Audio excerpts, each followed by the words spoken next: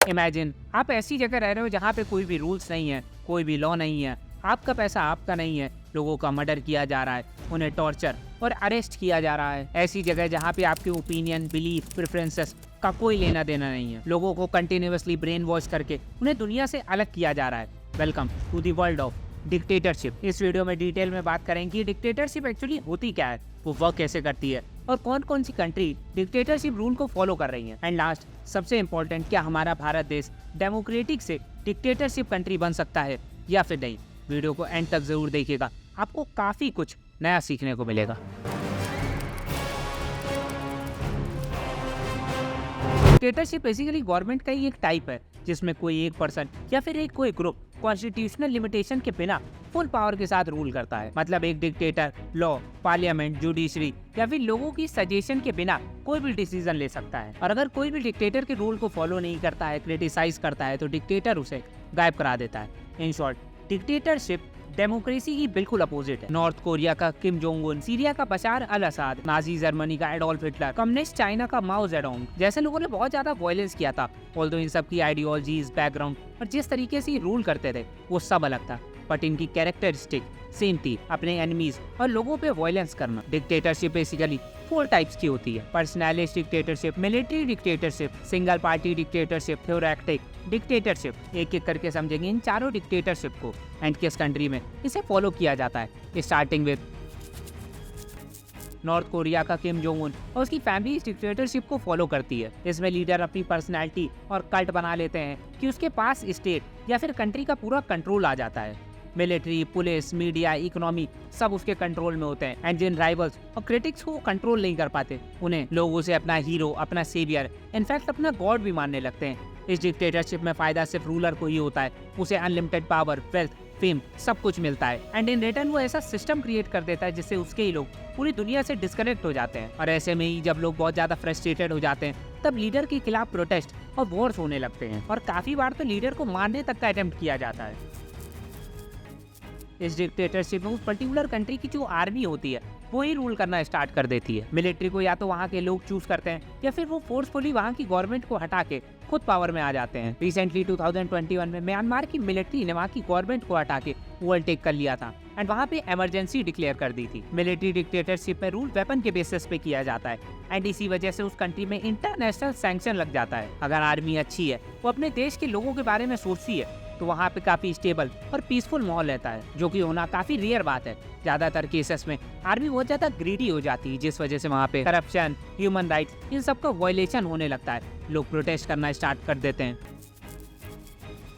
इस डिक्टेटरशिप में कोई पर्टिकुलर पार्टी ही उस कंट्री पे रूल करती है। उसके रूल करने के तरीके में उसकी आइडियोलॉजी और इंटरेस्ट दिखाई देता है। सिंगल पार्टी डिक्टेटरशिप का सबसे बड़ा एग्जांपल है चाइना, जहां पे 1949 से communist party of China rule कर रही है और उसने चाइना को पुअर कंट्री से ग्लोबल पावर बना दिया। और यही सिंगल पार्टी डिक्टेटरशिप का सबसे बड़ा एडवांटेज है कि अगर पार्टी अच्छी है और देश की ग्रोथ पे ध्यान देती है, तो काफी सालों तक बिना किसी पॉलिटिकल इंटरफेरेंस के हाई पेस पे ग्रो कर सकते हैं। बट अगर पार्टी अच्छी नहीं है तो उसे इंटरनली अपने लोगों से बहुत बैकस्लैश फेस करना पड़ता है। और ऐसे केस में या तो कोई अपोजिशन पार्टी होती नहीं है, या तो वो होती है तो इतनी पावरफुल नहीं होती है कि वो रूलिंग पार्टी को हटा पाए।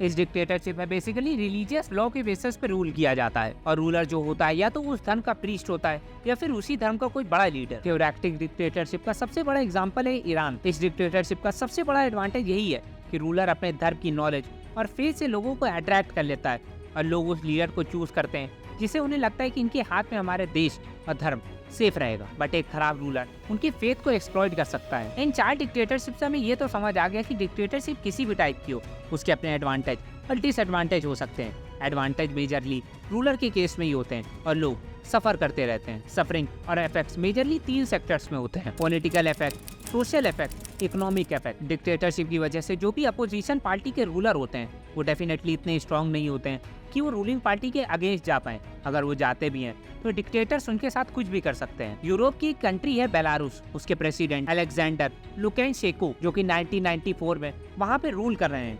वो इलेक्शन को या तो मैनिपुलेट कर देते हैं या फिर अपोजिशन लीडर को किसी तरीके जेल भिजवा देते हैं। और 2020 में जब कुछ लोगों ने उनके खिलाफ प्रोटेस्ट स्टार्ट कर दिया तो वो सब भी बंद करा दिए गए। पॉलिटिक्स की चीजें तो सिर्फ गवर्नमेंट तक रहती है, बट काफी बार ये डिक्टेटर्स लोगों की सोशल लाइफ को भी अपने हाथ में ले लेते हैं, जब वो वहाँ की मीडिया, एजुकेशन, इन सबको भी कंट्रोल करने लगते हैं, जिस वजह से वहाँ के लोगों का अपना खुद का कोई ओपिनियन ही नहीं रह जाता है, जिससे कहीं ना कहीं उनकी क्रिएटिविटी, क्रिटिकल थिंकिंग और इनोवेशन खत्म सी हो जाती है। सोशल इफेक्ट का काफी बड़ा एग्जांपल है क्यूबा, जहाँ की गवर्नमेंट 1959 से वहाँ की इंफॉर्मेशन और एजुकेशन को कंट्रोल कर रही है, और जब ये सब चीजें बहुत लंबे समय तक चलती है तो वो वहाँ की इकोनॉमी को भी अफेक्ट करने लगती है। लोगों के पास जॉब्स नहीं होती हैं, डिक्टेटर अपनी वजह से वहाँ की चीजों को एक्सप्लॉइट कर देते हैं, जिसका सबसे बड़ा एग्जांपल है इक्वेटोरियल गिनिया, जो कि अफ्रीका की एक कंट्री है जहाँ पे एक पर्टिकुलर ग्रुप 1979 से रूल कर रहा है, एंड उसने वहाँ पे खुद के प्रॉफिट के लिए जो वहाँ की मेन वेल्थ थी ऑयल, उसे एक्सप्लॉइट कर दिया। वीडियो के इतने पार्ट से आपको ये समझ आ गया हो कि डिक्टेटरशिप एक्चुअली वर्क कैसे करती है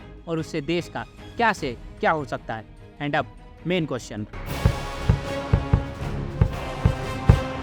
भारत का डिक्टेटर कंट्री ना बनने का सबसे बड़ा रीजन है हमारा कॉन्स्टिट्यूशन। भारत का कॉन्स्टिट्यूशन पूरी दुनिया में सबसे लंबा है और उसे बहुत ही डिटेल्ड वे में लिखा भी गया है, और वही कॉन्स्टिट्यूशन देश के लोगों को फंडामेंटल राइट्स और फ्रीडम देता है, और लोग एक साथ मिलकर अपने स्टेट और कंट्री में सीएम और पीएम चूज कर सकते हैं। ऑल्दो कॉन्स्टिट्यूशन में चेंजेस किए जा सकते हैं, बट उसके लिए दोनों पार्लियामेंट्स और स्टेट लेजिस्लेचर का कंसेंट लेना होगा, और ये कॉन्स्टिट्यूशन ही हमें डेमोक्रेटिक बनाता है, डिक्टेटर नहीं। इंस्टीट्यूशन में political parties, media, civil society, academia और मिलिट्री ये सब आते हैं। पॉलिटिकल पार्टी कितनी भी वीक और स्ट्रॉन्ग क्यों ना हो, वो वोटर्स की पावर को दिखाती है। मीडिया कितनी भी बाइस्ड क्यों ना हो, वो लोगों को इन्फॉर्मेशन और एजुकेशन प्रोवाइड करती है, और उसे गवर्नमेंट को क्रिटिसाइज करने का पूरा राइट है। मिलिट्री के पास कितनी भी पावर क्यों ना हो, देश की सिक्योरिटी उसके लिए सबसे जरूरी है। एंड नंबर 3, जो हमारे देश को कभी डिक्टेटर नहीं बनने देगा, वो है हमारे देश का कल्चर। भारत की वैल्यूज, बिलीव्स एंड प्रैक्टिसेस बाकी कंट्रीज के कंपैरिजन में काफी अलग है, और हमारे बिलीव्स